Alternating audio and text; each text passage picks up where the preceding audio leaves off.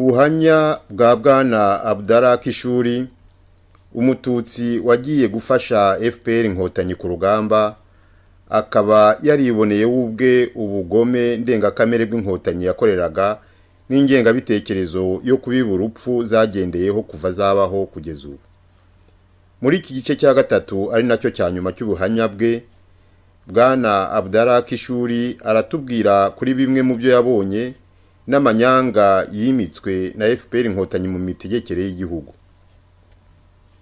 Aratubwira ukuntu Inkotanyi zamwinjije mu kazi k'umutwe w'abibarupfu DMI yakozemo kugeza afashe icyemezo cyo kuva mu Rwanda.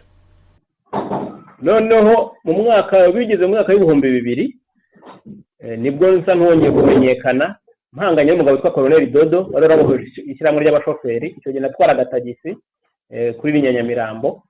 Noneho mpageze nabona nkibijyamo, mpageze masanga karengane kenshi abandi batabona, ndababaza nti ni ibiki.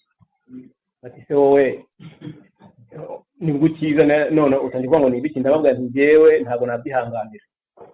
Nibwo mbwiye abashaririye muri bo nti tanye turwanye umugabo. Noneho ndavuga nti ariko nitwaje amatwara ya FPR nigishijwe, nzi ko FPR yaje kuboza igihugu cyaje kukiboha, turamurega azabivamo. Mugabo turahangana. Nagira ngo bamenyeshe ko kuri wa gatanu nararaga kuri brigade ya Muhima nitwe interahamwe. Ntabwo ati ni interahamwe, ubundi ati ni ingabo z'umwami. Bankoreye dosiye yo kumanura, nkizwa n'umuhungu. Buryo umuntu yashatse kuba intwari ntabwo bigomba uremere. Umuhungu tujye bari bakibayitanya ngo ba OPG yari private, uvuga ngo private nta kantu kamwe yari afite, ariko kubera ko komanda we yari komanda yari kapiteni bitaga Mayidiha. Komanda we yarashinzwe nyine organisation ya brigade, ariko ba OPG bafata ibyemezo bagakorana direct na ba procureur.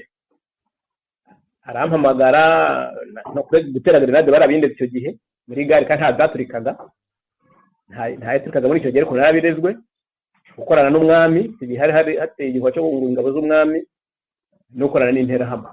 Igihe nta nubwo nari nazizi ko numva nta organisation zakagira ngisobanura.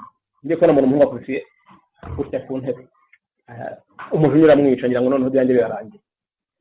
Ambwa ati no, Karinga ntabwo ashobora gukomeza. Naramwe ngo ufunde kusingufunga igishaka kizabe. Munga nkora dosiye avuga ko ndi umwere, ahisiza poroferi avuga ati natahe.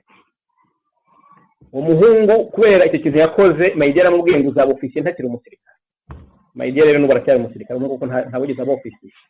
Abandi bagiye kuri cadet course nyine n'imyitozo bacishwaho abasirikare batoya kugira ngo babe ba ofisiye. Ntabugeze aba ofisiye koko, kugeza ubwo yaje kwemera gusezera. Arabimbwira akarambwa ati ko ntacyo nzi ko cyo nakoze umutima wanjye uranyuzwe, iyo ofisiye yabo nibayitwara. Ibyo rero bicaho ngira ngo bakurikiye ko nahanganye na Colonel Dodo murabizi, abatabizi wenda tuzashaka umwanya kubiganiraho, nabyo ni birebire. Bigeze mu mwaka wa 2003, noneho na gatatu nyango na kabiri mwaka wa 2002 mu ntangiriro nibwo bateguraga amatora ya Perezida wa Repubulika. Kagame agomba kwiyamamaza muri 2003. Batangira gushakisha noneho abakada n'aba demob kugira ngo bakore icyo twise kada forum, noneho aribo bazoherezwa mu guhagarara amatora. Donc uko bayahagarariye mwabonye gutera ibikumwe byinshi n'ibindi byinshi nyine mwagiye mukurikirana. Gize mwaka ubwo rero ubwo baduhamagaye dukora forum y'abakada yateranaga buri cyumweru kuri prefecture y'umujyi wa Kigali, ariko uwatuyoboraga icyo gihe yitwaga Kanyamashuri n'urushinzwe kudushakisha. Kanyamashuri n'urushinzwe fare icyo gihe n'urushinzwe kudushakisha akadukoresha inama, ariko mu by'ukuri twajya mu nama ntagire icyo avuga, tukibaza urumva ko tumaze kubabagwa twatekereye abantu twibaza ngo twaje gukora ibiki. Kubera iki komisiyo yari kuduhuza gusa no kudukusanya, nta misiyo nawe ntabwo arazi yarimo, agomba kubikora neza kugira ngo ashimishe basheho.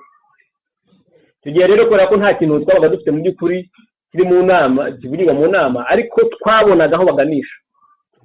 Abantu batangira kwijujuba batati imyaka 8 irarangiye, nababuze batyo bati imyaka 8 irarangiye murya mwenyine inzara twishe ntuza aho tuba none kubera ko nshaka kwiyamamaza muraje. Kanyamashuri y'umurenze nibwo yavuze ati ntabwo nabisubiza ariko hari abazabisubiza. Akibyibaza atyo hagurutse umusore muri iyo nama aravuga ati ariko njyewe nshobora kubazanira umuntu wabasubiza.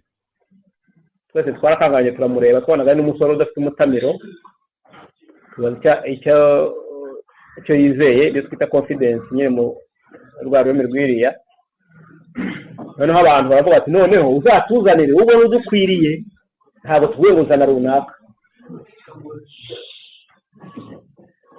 Niba nabarambe mu mbwire ntinyira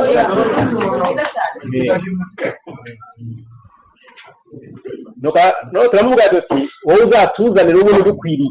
Avuga ati okay. Ubwo twageze hano turabazanya tutura ni muntu kira tugaturiya niwe ukora mu biro bya Kagame ku biro bya FPR ku cyama. Ndetse wa muntu watugaranye ibiro bye ko imirimo ye ntabwo amabwiriza. Ni ukuvuga ngo umuntu abayicaye mu ntebe ya Kagame ku cyama ku buryo kubwe na Kagame ashobora kumutuzanira.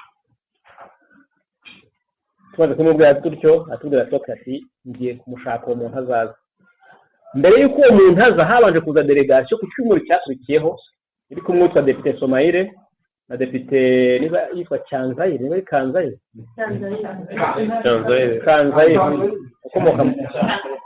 ukomoka mu Bugesera ushanuka cyane. Yego nari Kanzayire we na Mutsindashyaka.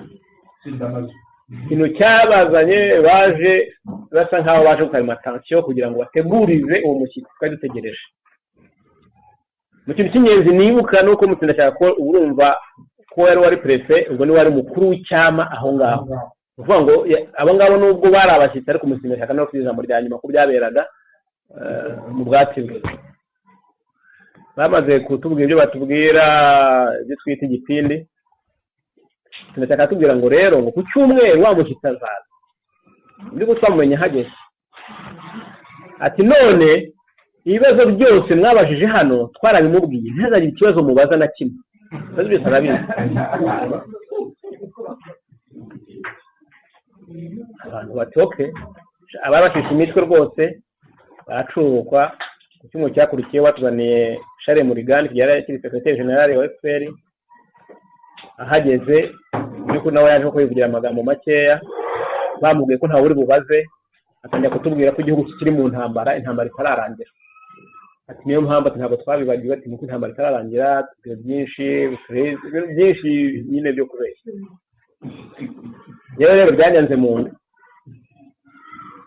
ndetse naje nateguye ibibazo ndi bubaze ku rupapuro, nanditse page nyine ndabyibuka, mwibutsa historique, mwibutsa ibintu byose batubwira ngo Matunda ariko mbere, mubwira ukuntu haje ubusumbane, mubwira akarengane, mubwira ibintu byinshi cyane. Ndangije kuvuga abantu bose muri sare nta n'umwe utarakumya amashyi, bakoma mu mashyi urufaya menshi cyane. Maze kuma amashyi Mutsindashyaka arabareba nabo bafashe ijambo mbere muri Uganda. Umuntu aravuga ubusa ati bitaha kumuga kuma amashyi ubavuze iki?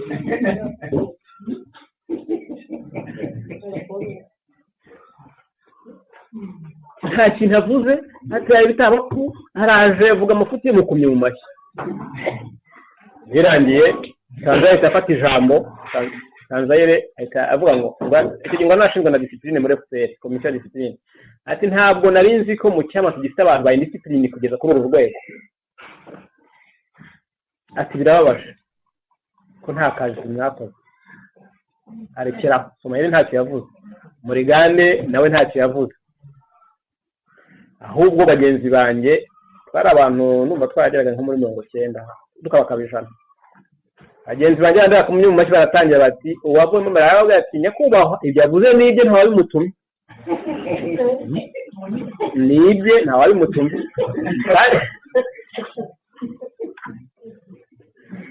Undi nawe ati ntawe ahagarariye yihagarariye. Bavuze nka batatu bavuga intera imwe, birangiye mu Rwanda dusezera. Ubwo iyo twatahaga tuvuye mu nama, ubwo abajya Kicukiro nyine babaga bari kumwe bajya mu cyerekezo kimwe, bajya Nyamirambo bajya handi. Igihe abantu bose barampunze, bose nabo tujyana barampunze. umwe waje kumbaza ni umuhungu wari widegeje akoraga muri DMI mbere atari ko shati uri ntwari haryo utuye amani mu Nyamirambo ntumva bataha hashize iminsi ibiri nubwo nahuye n'umwe muri bagenzi banjye nyine bari muri iryo tsinda arambwira ati buriya rero tumaze iminsi ibiri utarapfuba nsagipfuye nabwo ntacyo nzapfa ariko ubwo mu by'ukuri nihagaze ko nanjye nadagadwaga ku munsi wa gatatu bahita banyereza umuntu wo muri DMI andi kwita ngo ninjye nasho imyitozo gisirikare na intelligence icyo gihe nta bubasha muri kuri ariko bwo guhunga nari mfite abana b'indahekana b'imicuko nta passport nari mfite kuko nabo baguhunga nkurikije ibyo nabwiye ubwo ndimo ndagenda mpina kugira ngo nyiri jambo atari nyambo